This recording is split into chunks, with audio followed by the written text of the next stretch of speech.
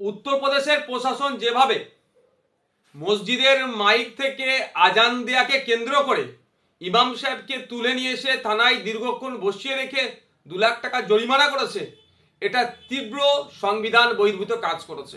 আমরা তীব্র নিন্দা ধিক্কার জানাচ্ছি। ভারতীয় সংবিধানের 25 নম্বর অনুচ্ছেদে ধর্মের স্বাধীনতার মৌলিক অধিকারের নিশ্চয়তা প্রদান করেছে। শুধুমাত্র ধর্মীয় স্বাধীনতা নয়, সেখানে ধর্ম পালন, অনুশীলন এবং প্রচারের সম্পর্কিত সমস্ত বিষয় অন্তর্ভুক্ত করা হয়েছে। কিন্তু বিজেপি সরকারের ক্রমশ সংখ্যালঘুদের ধর্মীয় আচরণ থেকে শুরু করে ধর্মীয় স্বাধীনতায় হস্তক্ষেপ করছে। এটা আমরা তীব্র নিন্দা ধিক্কার জানাচ্ছি।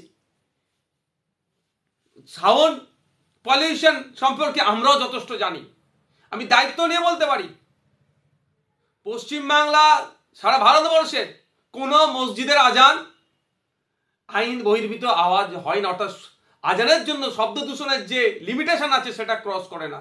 তারপরেও সুকৌশলে ইচ্ছাকৃতভাবে সংখ্যালঘু মুসলমানদের ওপরে দমন পীড়ন চালাচ্ছে বিজেপি সরকার। আসলে এরা অর্থনৈতিকভাবে দেশ ক্রমশ পিছিয়ে যাচ্ছে।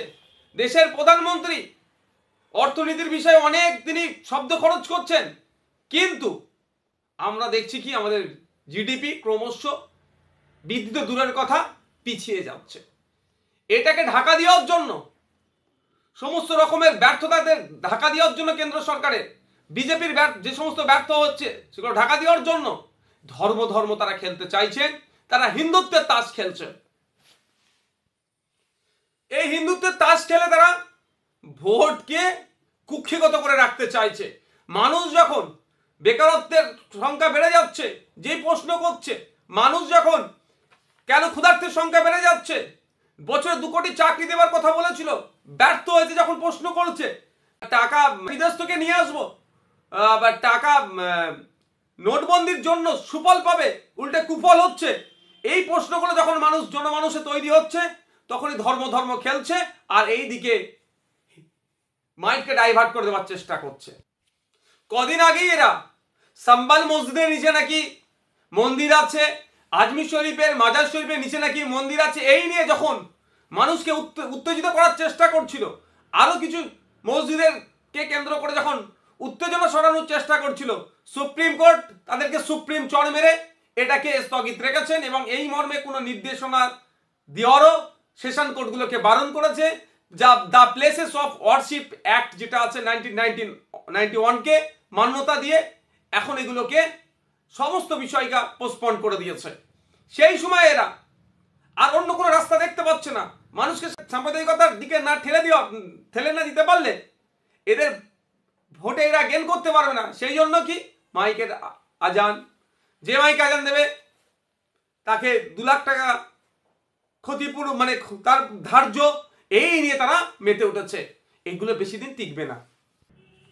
বিজেপি পরিচালিত সরকার যেভাবে এই মৌলিক অধিকারগুলোকে হস্তক্ষেপ করার চেষ্টা করছে, আমরা সম্পূর্ণ এর বিরোধিতা করছি এবং আমরা মনে করছি এটা সম্পূর্ণ সংবিধান অবমাননা তুল্য। তাই দেশের সংবিধান, আইন কানুন রক্ষার দায়িত্ব আমাদেরকে নিতে হবে। সংবিধান আমাদের মৌলিক অধিকার দিয়েছে, সেটাকে যারা ভুলণ্ডিত করছে ঐক্যবদ্ধভাবে তাদের বিরুদ্ধে গণতান্ত্রিক প্রক্রিয়ায় লড়াই করতে হবে এবং তারা যে সাম্প্রদায়িক চিন্তাভাবনা ছড়িয়ে দেওয়ার চেষ্টা করছে এর বিরুদ্ধে সংখ্যালঘু থেকে শুরু করে সংখ্যাগুরুদেরকে ঐক্যবদ্ধ হতে হবে।